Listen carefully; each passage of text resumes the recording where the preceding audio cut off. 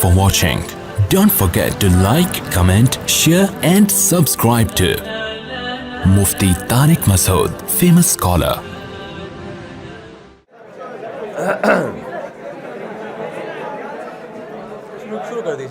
الحمدللہ نحمدہ ونصلی علی رسولہ الکریم اما بعد فاعوذ باللہ من الشیطان الرجیم بسم اللہ الرحمن الرحیم. ذرا یونیورسٹی کوئی کھلی جگہ دیتی تو تھوڑا سا کھلا بیان ہو جاتا. شاید یونیورسٹی کی انتظامیہ کو اندازہ نہیں تھا. اگر آپ حضرات تھوڑی دیر خاموشی اختیار کریں تو میں کچھ بات آپ کے سامنے رکھوں. یار یہ ایک تو آپ پکڑ لیں.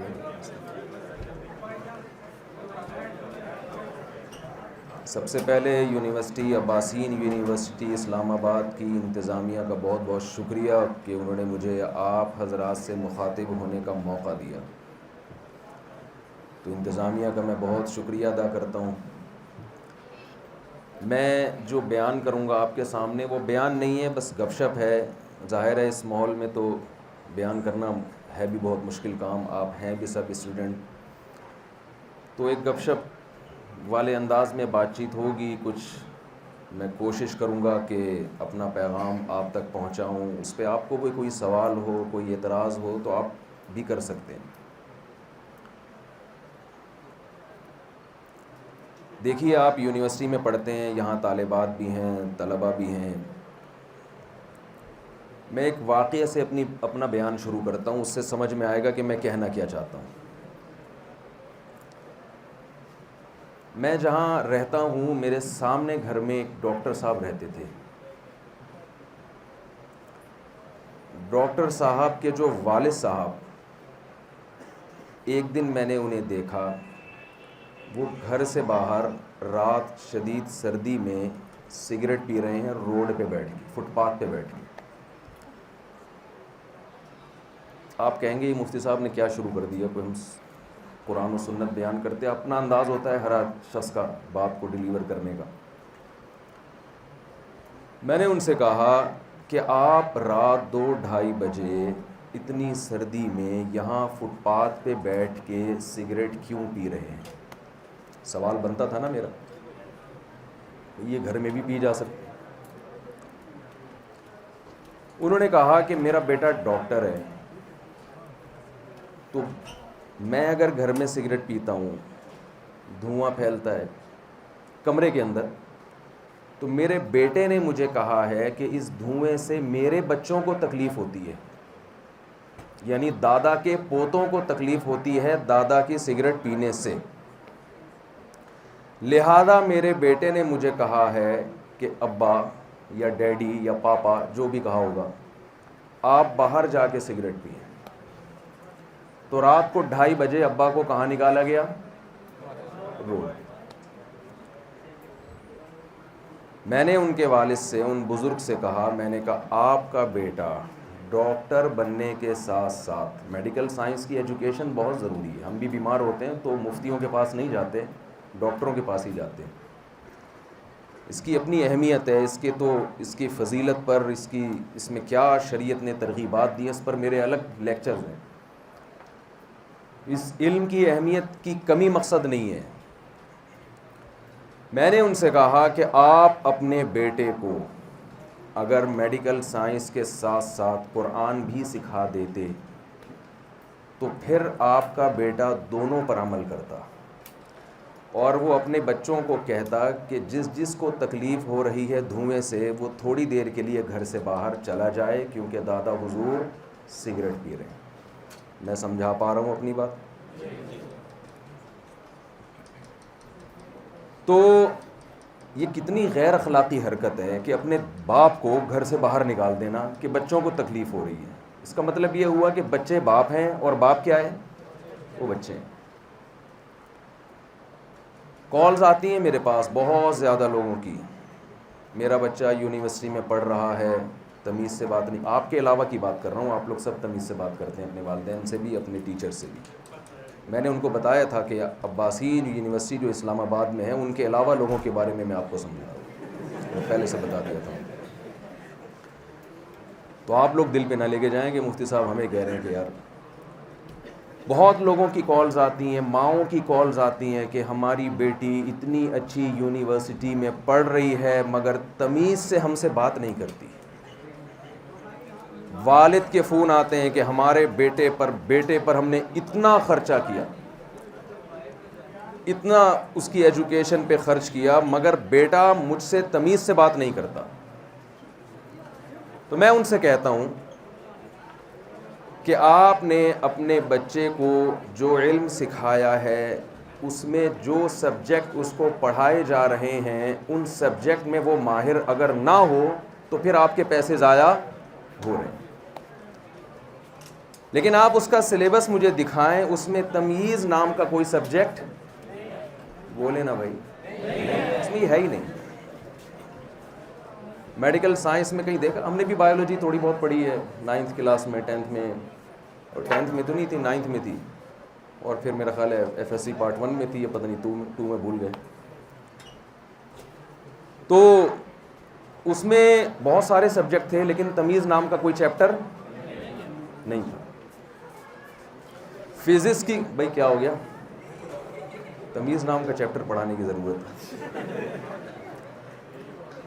کیمسٹری کی کسی کتاب میں تمیز نام کا چیپٹر ہے, بولیں بھائی. فزکس میں ہے کوئی چیپٹر تمیز, ابا سے کیسے بات کی جاتی ہے, اماں سے کیسے بات کی جاتی ہے, بیوی کے کیا حقوق ہیں, شوہر کے کیا حقوق ہیں, اولاد سے کیسے بات کی جاتی ہے, ٹیچر کا کیا ادب ہے, یہ سائنس کا ٹاپک نہیں ہے. تو جو چیز سائنس کا ٹاپک ہی نہیں ہے اس میں آپ طلبہ سے یہ امیدیں لگا رہے ہیں کہ وہ ان چیزوں میں مہارت پیدا کریں گے, یہ کھوپڑی میں آنے والی بات نہیں ہے.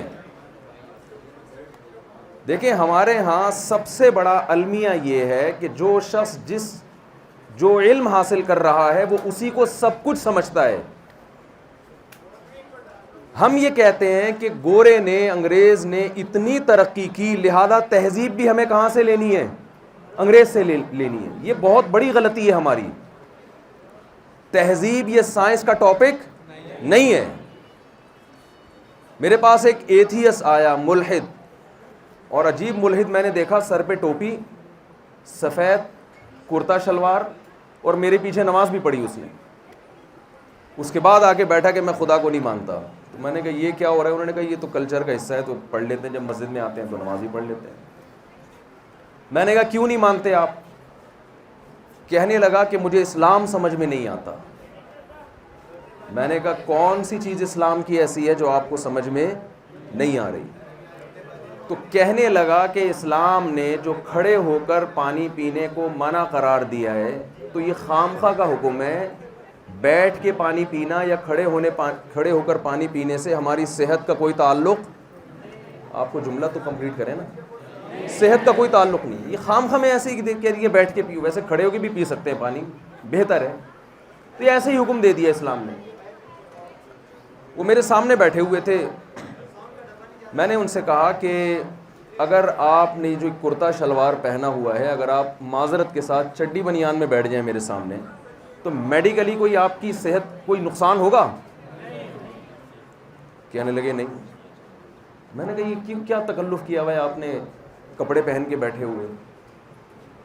انسان ہر چیز, وہ چونکہ میڈیکل کالج میں پڑھ رہے تھے نا, تو ہر چیز کو کس نظر سے دیکھ رہے ہیں؟ بھئی تہذیب ایک الگ چیز ہے, اس کا میڈیکل سائنس سے تعلق نہیں ہے.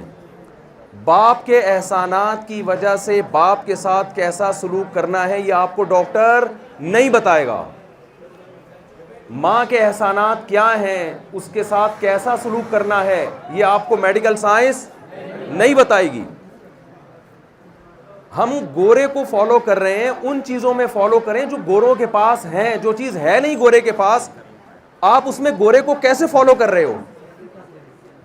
دیکھو میری گاڑی خراب ہو جاتی ہے, میں ڈاکٹر کے پاس جاؤں گا؟ میں کہوں یار یہ اتنی بڑی یونیورسٹی سے پڑھا ہے اور اتنا بڑا, ڈاکٹر عبدالقدیر خان کے پاس چلا گیا, میری گاڑی خراب ہوئی. میں نے کہا یار جو آدمی ایٹمی دھماکہ کر سکتا ہے وہ میری گاڑی کا انجن کیوں ٹھیک نہیں کر سکتا؟ یہ دلیل صحیح ہوگی؟ ظاہر ہے وہ کہے گا یار یہ میری فیلڈ نہیں ہے. تو روحانیت اور تہذیب یہ گورے کی فیلڈ نہیں ہے, یہ بھی ہم گورے سے حاصل کر رہے ہیں, اس میں بھی ہم گورے کو فالو کر رہے ہیں. دیکھیے انسان کی زندگی کے دو پہلو ہیں، ایک مادی اور ایک روحانی.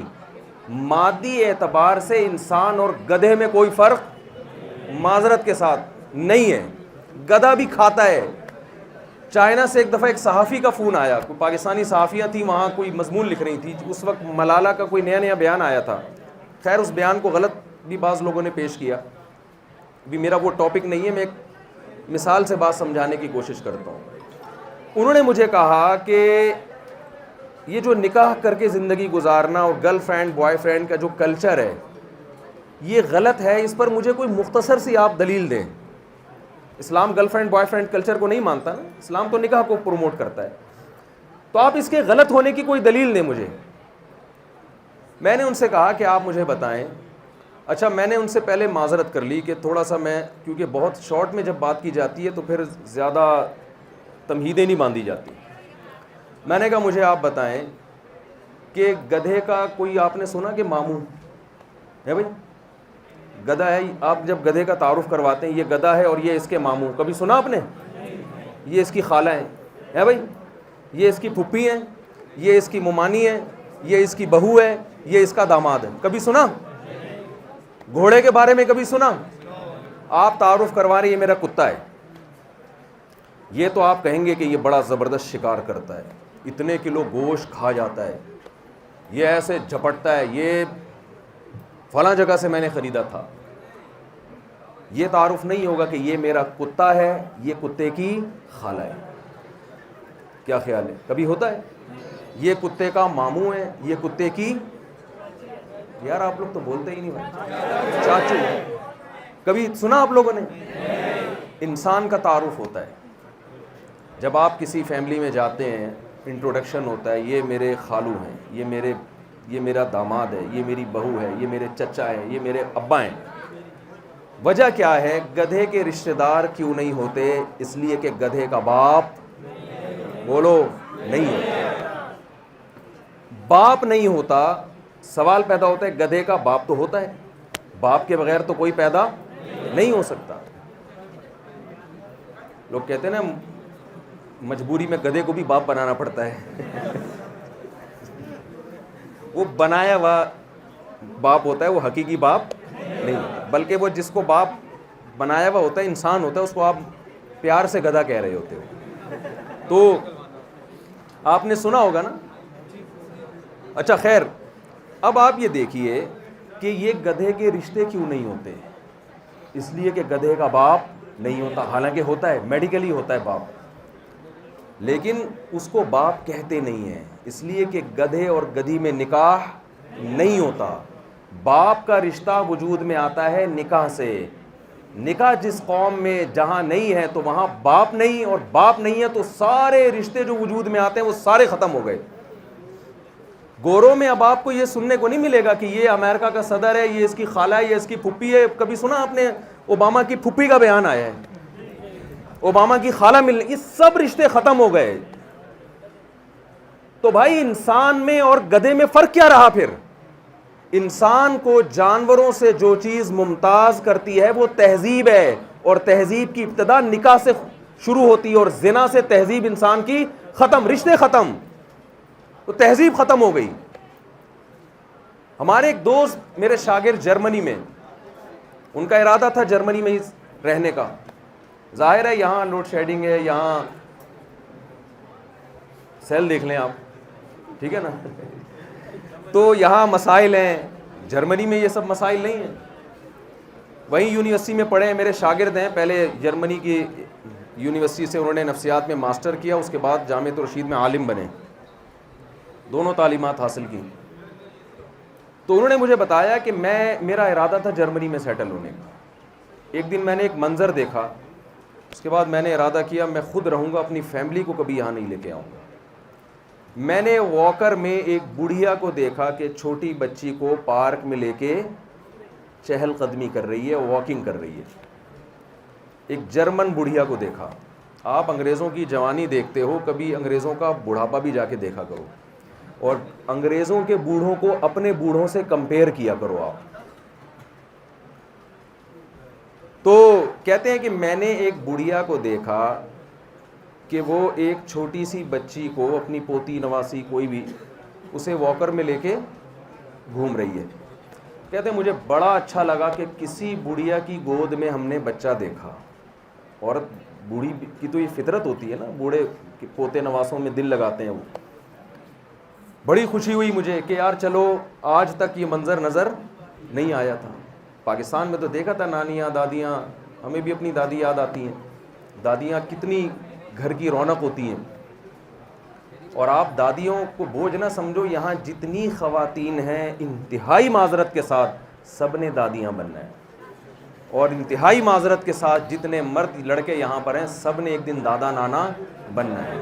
یہ زیادہ خوش فہمی، اس خوش فہمی میں نہ رہیں کہ آپ ہمیشہ اسی طرح ہینڈسم اسمارٹ رہیں گے. ایک دن آئے گا، اور اگر دادا نہیں بھی بنے تو دیکھنے میں دادا بہرحال لگیں گے.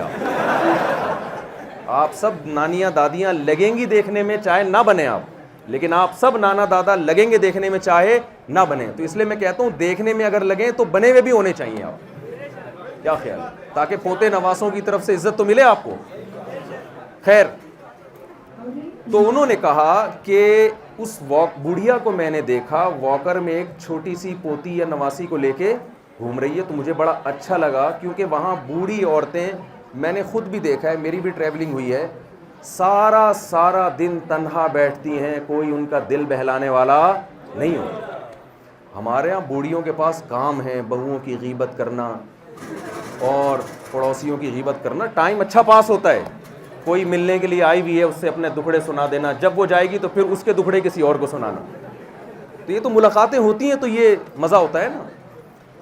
وہاں یہ مزے بوڑھوں سے کوئی ملتا ہی نہیں ہے. جاپان کتنا ترقی یافتہ کنٹری ہے.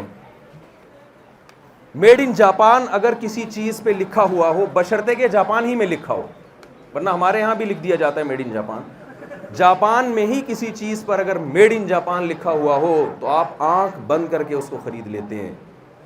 لیکن جو بندہ جاپان میں پیدا ہو رہا ہے وہ پائیدار نہیں ہے. آپ ویب سائٹ پہ سرچ کر سکتے ہیں، جیسے ہمارے یہاں ہوتا ہے نا رینٹ اے کار، تو رینٹ اے بندہ. ٹائم پاس کرنے کے لیے انسان رینٹ پہ ملتے ہیں بوڑھوں کو. نسلیں ختم ہو گئیں، نکاح نہیں کیا، گرل فرینڈ کے ساتھ زندگی گزار دی، پھر جب 45-50 سال کی عمر کو پہنچنے لگے پھر شادی کی، پھر ایک آدھ بچہ ہوا نہیں ہوا، وہ بچہ بھی چھوڑ چھاڑ کے چلا جاتا ہے، وہ اپنی گرل فرینڈ کے ساتھ ٹائم پاس کرتا ہے. گرل فرینڈ کا آپ کی ماں کے ساتھ، آپ کے باپ کے ساتھ کوئی رشتہ نہیں ہے، وہ فیملی ممبر نہیں ہے آپ کا. تو وہ بوڑھے پھر کیا کرتے ہیں، ایک گھنٹے کے لیے بندوں کو کرائے پہ لیتے ہیں جو ان بوڑھوں کی آ کے تنہائی دور کریں، ایک گھنٹے کے لیے. اور جیپنیز ایماندار بہت ہوتے ہیں، ٹائم پہ آئے گا اور جیسے ہی ٹائم ختم ہوگا فوراً اٹھ کے وہ بندہ چلا جائے. تو آپ کیا چاہتے ہیں، آپ کا بھی یہی کلچر ہو فیوچر میں؟ تو وہ کہتے ہیں میں نے اس بڑھیا کو دیکھا کہ ایک پوتی یا نواسی کو لے کے نا وہ واکر میں چل رہی ہے. بڑا اچھا لگا مجھے. کہہ رہے میں اس کے قریب گیا تو میں اپنی آنکھوں پہ قابو نہیں رکھ سکا، مجھے رونا آ گیا یہ دیکھ کر کہ وہ سچی مچی کی بچی نہیں تھی، ایک ڈال تھی جو اس کی گود میں کسی نے پکڑا دی تھی. اس بوڑھیا کی تنہائی دور کرنے کے لیے ایک ڈال اس کی گود میں کسی نے پکڑا دی. کہہ رہے مجھے اندازہ ہوا کہ میں اگر اپنی فیملی کے ساتھ یہاں رہتا ہوں تو اپنا بڑھاپا اپنی آنکھوں سے دیکھوں، یہ ہوگا، یہ تو ہوگا. تو اب میں آپ سے عرض کر رہا ہوں، دیکھیں انگریز کے پاس جو چیز ہے وہ اس سے لیں. ہمارے نبی صلی اللہ علیہ وسلم نے بھی غیر مسلموں کے علوم سے فائدہ اٹھایا ہے. مسلمان سائنسدانوں نے جو اتنی ترقی کی ہے، میرا ایک کراچی یونیورسٹی میں بیان ہوا تھا جس میں نے انگریزوں کی کتابوں کے حوالے دیے تھے وہاں کے سائنٹسٹ کے، کہ آج انگریز جس ترقی پر ہے اگر مسلم سائنٹسٹ نہ ہوتے تو 500 سال کے بعد یہاں پہنچنا تھا آج. تو مسلمان سائنٹسٹ نے جو اتنی ترقی کی تو کچھ پہلے سے بھی غیر مسلموں سے فائدہ اٹھایا. الحکمت ضالۃ المومن، حکمت کی بات مومن کی گمشدہ چیز ہے، جہاں سے ملے لے لینی چاہیے. ہمارے نبی صلی اللہ علیہ وسلم نے بھی بہت سی چیزوں میں غیر مسلموں سے استدلال کیا ہے. میں اس کی مثالیں نہیں دوں گا ابھی. آپ نے غیر مسلموں کو دیکھا کہ وہ کیا کرتے ہیں جنگوں میں. آپ نے غیر مسلموں کو قوموں کو دیکھا کہ ایسی سچویشن میں غیر مسلم اپنی جنگوں میں کیا کرتے ہیں. تو کسی غیر مسلم سے علم حاصل کرنا یہ برا نہیں ہے. جنگ بدر میں جو قیدی چھوٹ کر آئے تھے, جنگ بدر میں جب قیدی بنایا گیا مشرکین مکہ کو, تو ان کو اس بیس پہ چھوڑا گیا کہ وہ صحابہ کرام کو لکھنا پڑھنا سکھائیں گے, حالانکہ وہ سارے مشرک تھے, ان سے جنگ ہو رہی تھی. تو ایجوکیشن کسی سے بھی حاصل کی جا سکتی ہے, لیکن کسی سے بھی وہ چیز حاصل کی جائے گی جو اس کے پاس ہے. جو اس کے پاس نہیں ہے وہ اس سے حاصل نہیں کی جائے گی. تو جو چیز گورے کے پاس ہے نہیں, آپ کیوں اس میں اس کو فالو کر رہے ہو؟ اس کے پاس تہذیب نہیں ہے, اس کے پاس مذہب نہیں ہے. دیکھیں کچھ چند اہم ترین سوال ایسے ہیں, بس میں بات کو سمیٹ کے ختم کرتا ہوں. کچھ اہم ترین سوال ہماری زندگی کے ایسے ہیں جن کا انسان کے پاس جواب جب تک نہیں ہوگا وہ زندگی گزارنے کے لیے منزل کا تعین ہی نہیں کر سکتا. اور جس کو منزل ہی کا نہ پتا ہو وہ راستے پہ کیسے چلے گا؟ دیکھیں زندگی ایک سفر ہے نا, ٹریک ہے نا جس پہ چلنا ہے ہم نے. اب آپ روڈ پہ کھڑے ہو گئے, ایک ٹریک پہ آ کے آپ نے وہاں سے موو کرنا ہے. آپ لوگوں سے پوچھ رہے ہو کہ بھائی میں نے یہاں جانا ہے کہ یہاں جانا ہے.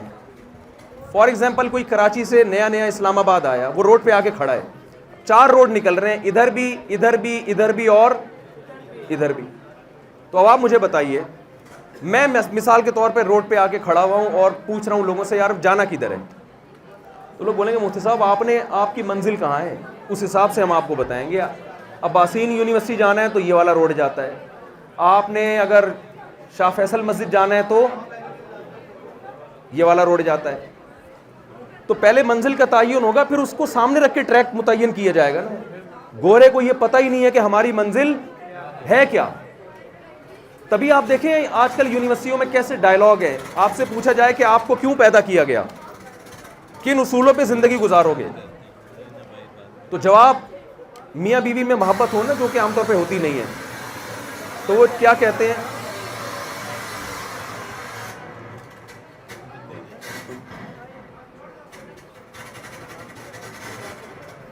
تو اکثر یہ ڈائلاگ سنو گا, both are made for each other, ہے بھائی.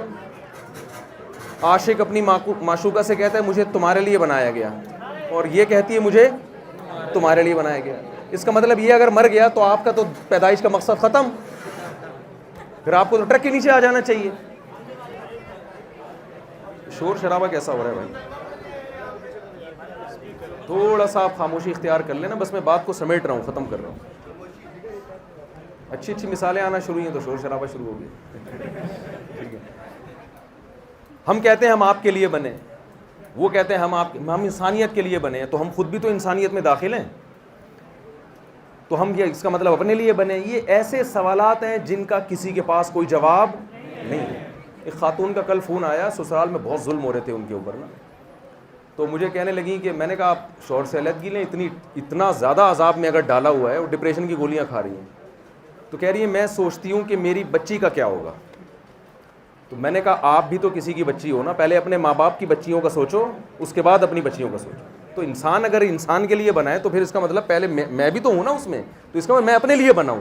یہ چیزیں کھوپڑی میں آنے والی نہیں ہے. میں تبھی کہتا ہوں کسی ایسے شخص کو جو مذہب کو فالو نہیں کرتا میرے سامنے بٹھائیں, میں چیلنج کرتا ہوں, وہ اپنی پیدائش کا مقصد نہیں بتا سکتا, آپ کے سامنے منزل ہی نہیں ہے.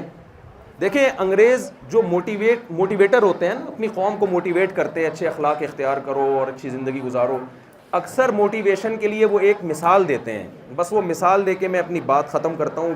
کافی یہاں آپ لوگ کھڑے کھڑے تھک بھی گئے ہیں, اور یہ تو پتہ نہیں کیسے بیٹھے ہوئے ہیں, لیکن بہرحال گورے اکثر ایک مثال دیتے ہیں جو آپ نے سنی ہوگی کہ بھئی ایک دن ہم سب نے مرنا ہے. ہم جب مرنے لگیں گے تو ماضی کی طرف جھانک کے دیکھیں گے, تو آپ کیا چاہتے ہیں, آپ اگر اپنے ماضی کو جھانک کے دیکھیں, پاس کو, اور آپ کو پتہ چلے کہ آپ نے اچھی زندگی گزاری ہے, میننگ فل لائف گزاری ہے, تو آپ سکون سے مریں گے. اور اگر آپ ماضی کی طرف جھانک کے دیکھیں اور پتہ چلے کہ آپ نے کوئی اچھی زندگی سٹے اور چرس اور ہیروئن میں گزار دی ہے, اور ڈکیتیوں میں اور قتل و غارت میں گزار دی ہے, آپ کی میننگ فل لائف نہیں ہے, تو آپ مرتے ہوئے اچھا فیل نہیں کریں. تو وہ گوروں سے سمجھاتے ہیں, یہ مذہب تو ہے نہیں نا, تو وہ سمجھاتے ہیں کہ بتاؤ کیسی موت چاہتے ہو, سکون کی یا ٹینشن کی. سارے گورے کیا کہتے ہیں؟ سر سکون. تو اب آج سے اچھے بن جاؤ. وہ پھر بھی نہیں بنتا. بنتے ہیں, میں نہیں کہہ رہا کہ سارے ایک جیسے نہیں ہوتے, بہت سی اچھائیاں بھی ہیں. میں اگر ایسی ورکشاپ میں بیٹھا ہوں تو میں فوراً کہوں گا سر جب مر ہی رہے ہیں تو اچھا کیا برا. دیکھیے آپ نے محنت کی ہو نا اور ایگزام کینسل ہو جائے تو جس نے محنت کی ہو نا اسے تو غم ہوگا, جس نے آوارہ گردی کی ہو اسے ٹینشن نہیں ہوگی. جب آپ کا یہ نظریہ ہے کہ مرنے کے بعد مٹی ہو کے ختم ہو جانا ہے تو بھائی ایسی کی تیسی اچھا کیا ہو یا برا کیا. جب کوئی اس پہ انسان اس ماضی پہ خوش ہوتا ہے جس کا ایفیکٹ ہوتا ہے فیوچر پہ, اس ماضی میں اگر غلطیاں کی ہوں اور اس کا اثر فیوچر پہ برا پڑ رہا ہو, ان غلطیوں پہ شرمندہ ہوتا ہے. ماضی میں اگر اچھا کیا ہو اور اس کا فیوچر پہ اچھا اثر پڑنے والا ہو اس پہ وہ خوش ہوتا ہے. جس کا فیوچر ہی مٹی ہو کے ختم ہو جانا ہے وہ نہ ماضی کی برائیوں پہ پریشان ہوتا ہے اور نہ ماضی کی خوشیوں پہ خوش ہوتا ہے. وہ ہمیشہ مستقبل کو سامنے رکھ کر انسان خوش ہوتا ہے. ایک شخص کو پھانسی کا حکم دیا گیا, 10 سال سے وہ جیل میں پڑا ہوا ہے, اسے بتایا جا رہا ہے کہ آپ کو پھانسی دی جائے گی فیوچر میں, اور ایئر کنڈیشن روم میں رکھا گیا اس کو. بتائیں وہ خوش ہوگا یا پریشان ہوگا؟ وہ فیوچر کو دیکھے گا, اپنے حال کو نہیں دیکھے گا. لیکن اس پھانسی کے مجرم کو یہ بتا دیا گیا کہ آپ کی سزا معاف ہو گئی ہے. اب پھندا سامنے لٹکا ہوا بھی ہو تو وہ پریشان نہیں ہوگا بلکہ خوش ہوگا. اور اس کے اپوزٹ ایک وہ شخص ہے جس کو کوئی مرنے کا خطرہ نہیں ہے, اسے بتا دیا جائے کہ آپ کو پھانسی کے پھندے پہ لٹکا دیا جائے گا, وہ ماضی کو دیکھ کے خوش نہیں ہوگا, وہ فیوچر کو. انسان کی خوشی کا تعلق پاس سے نہیں ہے بلکہ فیوچر سے ہے. فیوچر سے موٹیویشن ملتی ہے آپ کو, اور غیر مسلم کا فیوچر اندھیر ہے. وہ کہتے ہیں مر کے مٹی ہو کے ختم, نہ جنت نہ جہنم, ہم یہاں کچھ بھی کریں ہمیں کوئی اجر ملنے والا نہیں ہے. تو آپ بتائیے اس کو موٹیویشن کہاں سے ملے گی؟ تو مذہب ہمیں بتاتا ہے کہ تم کیوں پیدا کیے گئے, اس کا جواب کسی کے پاس نہیں ہے. مذہب ہمیں بتاتا ہے کیوں پیدا کیے گئے اور جس کام کے لیے پیدا کیے گئے ہو اس کام تک پہنچنے کا راستہ کیا ہے. ان سوالوں کا جواب مذہب کے علاوہ کسی کے پاس نہیں ہے, اور مذہب ان سوالوں کے جواب بھی دیتا ہے اور اس جواب کے صحیح ہونے کے دلائل بھی قائم کرتا ہے. اگر آپ قرآن نیوٹرل ہو کے پڑھیں نا, قرآن بعض دفعہ پڑھا جاتا ہے, میں قرآن کی ہر آیت سے 4 شادیاں نکال سکتا ہوں, ٹھیک ہے نا, ایک یہ طریقہ بھی ہے. کیا خیال ہے؟ یعنی ایک یہ بھی سوچ ہے نا. تو یہ قرآن کی تفسیر تھوڑی ہوگی, یہ تو میری ایک, بھائی ٹھیک ہے تذکرہ, لیکن یہ تو نہیں کہ ہر آیت سے آپ نکال لیں. ایک چٹکلا سنا دیتا ہوں. ایک صاحب نے مجھے کہا آپ کہتے ہیں میں قرآن کی ہر آیت سے نکال سکتا ہوں, قل ہو اللہ سے نکالیں آپ جی 4 شادیاں, اجازت ہے؟ ناراض نہ ہو. میں نے کہا بھائی قل ہو اللہ احد میں پتہ چلتا ہے کہ اللہ ایک ہے, صرف اللہ ہی ایک ہونا چاہیے. قرآن کہہ رہا ہے ایک صرف اللہ ہی ہونا چاہیے. یہاں اگر میرڈ خواتین ہیں تو بہت معذرت ان سے. تو خیر ہمارے ہاں جو جس فرقے کا ہوتا ہے نا وہ ہر آیت سے وہی چیز نکال رہا ہوتا ہے. جو آپ کا کانسیپٹ ہے آپ ہر چیز سے ہر آیت سے وہی نکال رہے ہوتے ہیں. نیوٹرل ہو کے اگر آپ قرآن مجید کا مطالعہ کریں تو قرآن کا جو بیسک ٹاپک ہے وہ یہ ہے کہ آپ کو کیوں بنایا گیا, آپ کو دنیا میں بھیجا کیوں گیا ہے. یہ کائنات خود سے نہیں بنی ہے, اس کو کسی نے بنایا ہے. بنانے والے کا انٹروڈکشن بھی ہے. جو آج ایتھیس لوگ اور ملحد لوگ جو اعتراضات کر رہے ہیں, قرآن میں ان کی ہر بات کا جواب ہے, ایک بات کا جواب ہے. یہ کائنات خود سے بن نہیں سکتی. ہم خلقوا من غیر شیء ام هم الخالقون. فرمایا یہ کیسے ممکن ہے؟ ایک ایتھیس نے مجھ سے کہا کہ ہم گاڑی کے ایکسلریٹر پہ پاؤں رکھتے ہیں تو گاڑی چلتی ہے, بریک پہ پاؤں رکھتے ہیں تو گاڑی رکتی ہے. ہر چیز کی ایک لاجک ہے. تو خدا ہے تو ہونا یہ چاہیے کہ ایکسلریٹر پہ پاؤں رکھیں اور گاڑی رکے, اور بریک پہ پاؤں رکھیں اور گاڑی چلے, پھر میں مانوں گا خدا کو. میں نے کہا واہ بھائی عجیب بات ہے, آپ کہہ رہے ہو ہر چیز کی ایک لاجک ہوتی ہے. جب تک ایکسلریٹر پہ پاؤں نہیں رکھو گے گاڑی نہیں چلے گی. گاڑی کا چلنا ایک کنڈیشن سے دوسری کنڈیشن میں منتقل ہونا ہے. تھوڑی گاڑی اردو ہے معذرت کے ساتھ. بھائی ایک کنڈیشن سے دوسری کنڈیشن میں ہے نا, اس کے لیے کوئی نہ کوئی ایسی فورس چاہیے جو اس کو ایک حالت سے دوسری حالت میں چینج کرے. گاڑی کا بننا زیادہ عجیب عمل ہے یا اس کا چلنا؟ بننا زیادہ عمل ہے. چلنے میں تو ہے تو وہی گاڑی چینج نہیں ہو رہی. ایک حالت سے دوسری حالت میں منتقل ہو رہی ہے. وہ گاڑی کا بننا کتنا عجیب ہے. تو جو آدمی یہ کہتا ہے کہ گاڑی خود سے چل نہیں سکتی, وہ یہ دعویٰ کر سکتا ہے کہ بن سکتی ہے خود سے؟ یقیناً کوئی بنانے والا ہے یا نہیں؟ اور مجھے ایک بات بتاؤ, جو آدمی کہہ رہا ہے گاڑی خود سے نہیں بن سکتی, گاڑی کو بنانے والا دماغ خود سے کیسے بن گیا ہے بھائی؟ یہ خود سے کیسے بن گیا؟ یہاں ایتھیسٹ لوگ کہتے ہیں کہ ہاں یہ کائنات خود سے نہیں بنی, کسی نے بنایا, مگر وہ اللہ نہیں ہے. ہم یہ کیسے مان لیں کہ وہ مسلمانوں کا جو اللہ ہے جس نے کعبہ بنایا, اور وہ حج کرو اور داڑھی رکھو اور نماز پڑھو اور اماں ابا کا کہنا مانو اور گرل فرینڈ نہ بناؤ کسی کو, بیوی بنا کے لے کر آؤ اور وغیرہ وغیرہ, اور جناب گٹکے مت کھاؤ, سٹے مت لگاؤ, یہ جو نشے کی تو ساری چیزیں حرام ہے نا اسلام میں, پتہ نہیں کیا کیا کھایا جا رہا ہے. تو ہمارے زمانے میں چرسی ہوتی تھی, اب اسی کی مثالیں دیتا ہوں میں, اور اتنی چیزیں آ گئی ہیں. تو شیشہ مت پیو, یہ تو سب مذہب کی باتیں ہیں نا. عرب علماء تو اس میں اور سختی کرتے ہیں, سگریٹ کو بھی حرام کہتے ہیں. ہمارے یہاں تھوڑی نرمی ہے, یہاں علماء کو پتہ ہے حرام کہہ دیا نا سگریٹ کو, تو وہ پھر لوگ مذہب سے ہی نہ کہیں باقی ہو جائیں, تو تھوڑا مکروہ کہہ کے تھوڑا سا ہاتھ ہلکا رکھا ہوا ہے علماء نے یہاں. تو اب مجھے ایک بات بتاؤ کہ یہ تو مذہب کہہ رہے ہیں نا یہ ساری چیزیں. میں مثال کیا دے رہا تھا یار, ہاں وہی کہنے لگے کہ گاڑی جو ہے وہ گٹکے کی طرف دماغ چلا گیا. اصل میں گاڑی جو ہے, جو گاڑی خود سے نہیں, ہاں وہ یہ کہتے ہیں کہ ٹھیک ہے ہم مانتے ہیں کوئی طاقت ہے, کوئی خدا ہے, لیکن اس کی کیا دلیل ہے کہ وہ مسلمانوں کا اللہ ہے؟ بھائی ہے کوئی؟ وہ اللہ نہیں ہے. وہ ہے کوئی فورس ہے, کوئی پاور ہے جو گاڈ ہے جس نے بنایا, اور اس کو کوئی جنت جہنم سے کوئی پرواہ کوئی نہیں ہے. وہ اس کو کیا کہ میری عبادت کرو گے تو جنت میں ڈالوں گا ورنہ جہنم میں پھینک دوں گا, اس کو ان چیزوں میں کیا دلچسپی ہے؟ وہ ان چیزوں سے مستغنی ہے. تو وہ مسلمانوں کا اللہ نہیں ہے. یہ بہت زیادہ ایک اعتراض اٹھایا جاتا ہے. میں ان سے کہتا ہوں کہ خدا وہ ہے جس نے موسیٰ کو کلیم اللہ بنایا, جس نے عیسیٰ کو روح اللہ بنایا, جو ہزاروں پیغمبر بھیج رہا ہے, تورات میں بھی اپنا انٹروڈکشن کروا رہا ہے, انجیل میں بھی, قرآن میں بھی, اور آخر میں محمد صلی اللہ علیہ وسلم کو یتیم گھرانے میں پیدا کیا, لکھنا پڑھنا نہیں جانتے تھے, مگر ایسا لا دنیا میں دے کے بھیجا ہے جو آج تک یونیورسٹیوں میں پڑھا جا رہا ہے, پڑھایا جا رہا ہے, ملکوں میں نافذ ہے, اور بہت بڑا اس زبان کو محفوظ کر لیا اس نے, عربی زبان. 1400 سال پرانی کوئی زبان آج اس طرح سے محفوظ نہیں ہے, اور عربی 20 ملکوں کی زبان ہے. آج نبی صلی اللہ علیہ وسلم کے دور کا کوئی بدو بھی آئے اور بات چیت کرے, 20 ملکوں کے لوگ اس کے کلام کو اسی طرح سمجھیں گے جیسے اس وقت سمجھا کرتے تھے. اس طرح اس نے کتاب کو نازل کیا اور لاکھوں لوگوں کے سینوں میں, کروڑوں کے سینوں میں محفوظ کر دیا. رمضان میں حرم میں 5 لاکھ لوگ اس کی تلاوت کر رہے ہیں, سن رہے ہیں. ایک خدا وہ ہے جو اپنا اس طرح سے انٹروڈکشن کرواتا ہے, وہ اپنا نام بھی بتاتا ہے کہ میرا نام اللہ ہے, اللہ لا الہ الا ہو, اپنی صفات بتاتا ہے, میرے سوا کوئی عبادت کے لائق نہیں, اور احکام بھی بتا رہا ہے کہ زنا مت کرو, شراب مت پیو, یتیم کا مال مت کھاؤ, 5 ٹائم نماز پڑھو, اور عورت کی وراثت مت کھاؤ, اور بہت سارے احکام جو قرآن دے رہا ہے ہمیں. شراب کے قریب مت جاؤ, جوا مت کھیلو, انما الخمر والمیسر والانصاب والازلام رجس. انٹروڈکشن بھی کروا رہا ہے, اپنا تعارف, اپنے وجود کے دلائل بھی دے رہا ہے, اور آخرت میں زندہ ہونے کے دلائل بھی دے رہا ہے کہ جو پانی کے قطرے سے تمہیں پیدا کر کے انسان بنا سکتا ہے, وہ مٹی ہونے کے بعد دوبارہ اس عمل کو ریورس بھی کر سکتا ہے. منہا خلقناکم, اس مٹی سے میں نے پیدا کیا, ومنہا وفیہا نعیدکم, دوبارہ مٹی بنا دیتا ہوں. تو جو مٹی سے پیدا کر کے دوبارہ ریورس کر کے مٹی بنا سکتا ہے, وہ دوبارہ ریورس کر کے دوبارہ انسان بنا سکتا ہے تمہیں. اتنے مضبوط دلائل جو خدا دے رہا ہے, تو میرے بھائی ہم اس خدا پہ ایمان لے آئیں, یا گونگے بہرے اندھے خدا پہ ایمان لے آئیں جو کروڑوں سال سے خاموش بیٹھا ہوا ہے.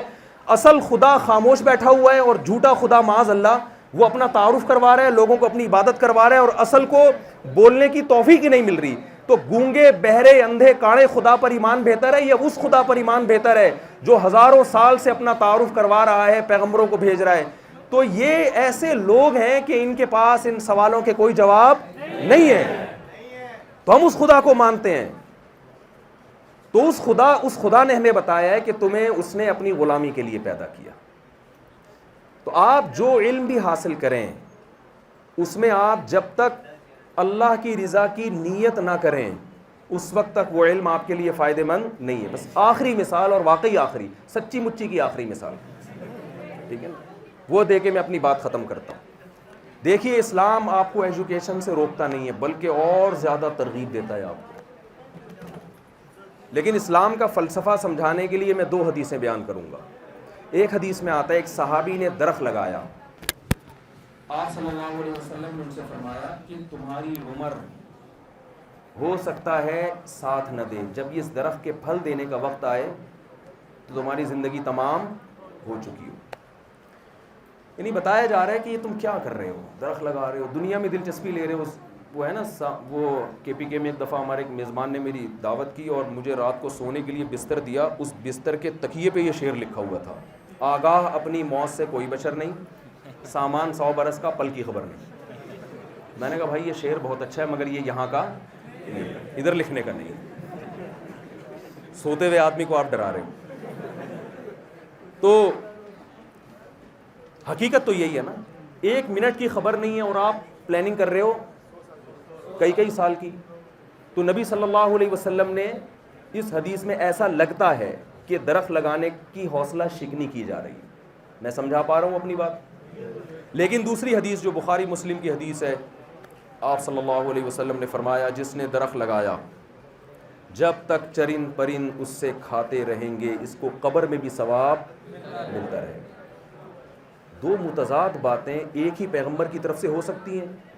ایک میں درخت لگانے سے منع کیا جا رہا ہے بظاہر، ایک میں درخت لگانے کی ترغیب دی، اجازت نہیں ترغیب دی جا رہی ہے. اصل میں اسلام آپ کو بتا رہا ہے کہ آپ جو کچھ کریں اس میں آخرت کو سامنے رکھیں، پھر وہ فائدہ مند ہوگا. پھر اگر آپ زندہ رہ گئے تو پھل کھا لو گے، نہیں رہ گئے تو بھی کوئی ٹینشن کی بات نہیں ہے. ایک صاحب نے مجھ سے پوچھا کہ بھئی یہ ڈاکٹر بننے کی کیا فضیلت ہے اسلام میں؟ میں نے کہا قرآن کہہ رہا ہے من احیاہا فکأنما احیا الناس جميعا، جس نے ایک انسان کی جان بچائی گویا پوری انسانیت کی جان بچا لی اسے. تو میں نے کہا یہ صرف اس کے لیے نہیں ہے جو کسی کو آگ میں جلنے سے بچائے، ڈوبتے ہوئے کو بچائے، یہ تو کوئی بھی کسی بھی طرح سے ڈاکٹر اپنی زندگی میں ہزاروں انسانوں کی جان بچا لیتا ہے. تو اگر آپ یہ کام آخرت کے لیے کر رہے ہیں تو آپ کو یہی آپ کا کی ایجوکیشن. اب آپ مجھے بتائیں ایک درخت لگانے کی ایک فضیلت ہے تو زرعی یونیورسٹی میں کوئی پڑھے اور ملک اور قوم کی پیداوار میں اضافے کا ذریعہ بنے، کتنی بڑی فضیلت ہوگی. وہ انسان، وہ جانوروں کو نہیں، وہ انسانوں کو کھلانے کا ذریعہ بن رہا ہے. ایک پیاسے کتے کو پانی پلانے پر اللہ کو اتنا ترس آیا کہ اللہ نے اس کی مغفرت کر دی. تو انسانیت کی خدمت کے جذبے سے اگر آپ ایجوکیشن حاصل کریں گے تو کامیاب ہوں گے.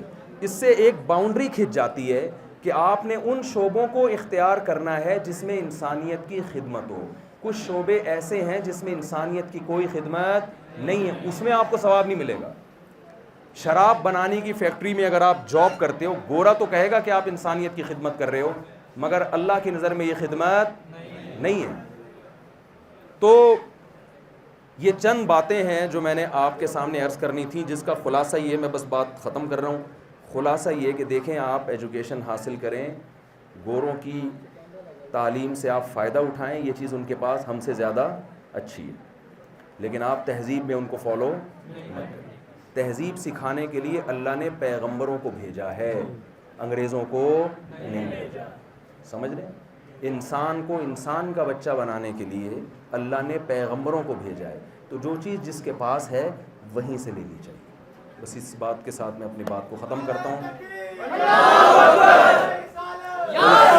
ایک سیکنڈ کھاؤں، کوئی سوال کا موقع دیں گے بھائی؟ کوئی سوال پوچھنا ہے، بیٹھیں کھڑے نہ ہوں پلیز. کسی نے بھی کسی بھی قسم کا کوئی سوال پوچھنا ہے پوچھ لیں. سوال مناسب ہوگا تو جواب دوں گا، نہیں تو پی جاؤں گا.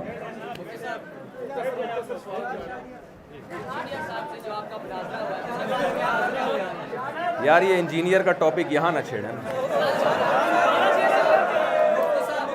بھائی. مختصر یہ کہ میں گیا، میں نے 48 گھنٹے کا ٹائم دیا. میں نے کہا کہ بھائی آپ 48 گھنٹے میں یوٹیوب پہ کوئی رسپانس دینا. بس یہ تو اب آپ لوگ فیصلہ کریں گے نا. میں کوئی اور سوال پوچھیں یار، یہ اس موضوع کو چھوڑیں. 4 شادیوں پہ خواتین بہت ناراض ہوتی ہیں، میرڈ خواتین بھی ہیں. دیکھیں اس میں خواتین کا فائدہ ہے، خواتین کا فائدہ ہے. اس میں ایک اچھے آدمی پہ ایک عورت کا قبضہ نہیں ہونا چاہیے، اس میں خواتین کا فائدہ ہے. صحیح جی.